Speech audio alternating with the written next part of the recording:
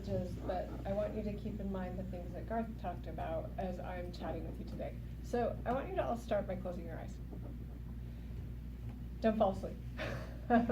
And I want you to think of a smell that, if it were to waft past your nose right now, would plop you back into some moment either in your childhood or your adult life that's really precious to you. Now you can open your eyes. Would someone offer me what that smell was?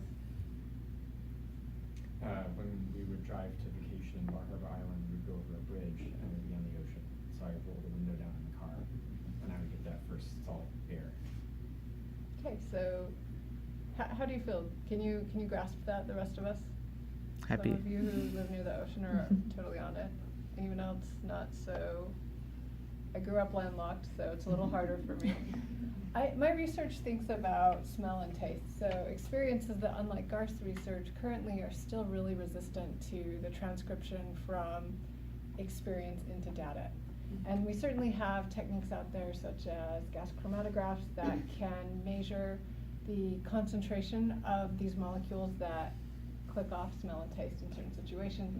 But we do not yet have any mode of really making data about everything else that goes along with it. And I like to conceptualize these things as the shadow of experience, so smell shadow, for example. So if that smell were to go past you right now, even though we're here, it probably would harken you back to that moment of your childhood, and you'd end up with all of these different amazing layers of things.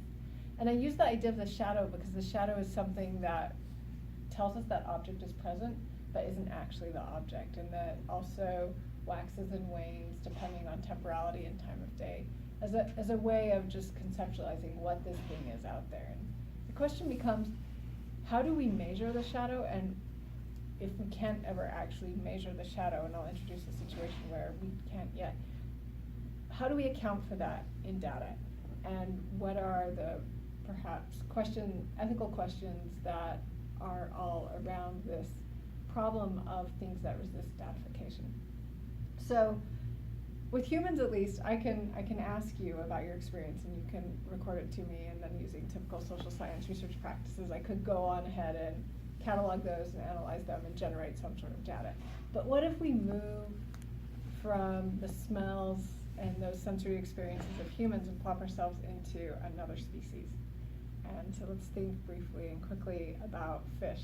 So Deepwater Horizon happens, we have these huge oil spills in the ocean, and the humans, at least, certain groups of humans are being asked to analyze the fish for the presence of taint or not taint in their flesh. And taint is a funny thing.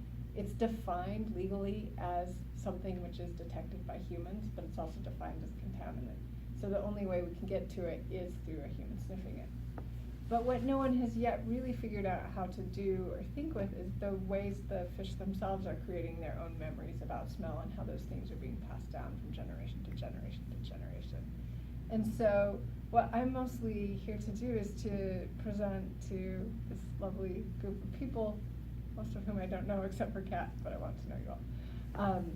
This question of what do we do in situations like this, where research has shown that fish do smell, so they do have the ability to use the sensory organ in a way that we also do, it's just aquatic, and engage with things that can be detective and react.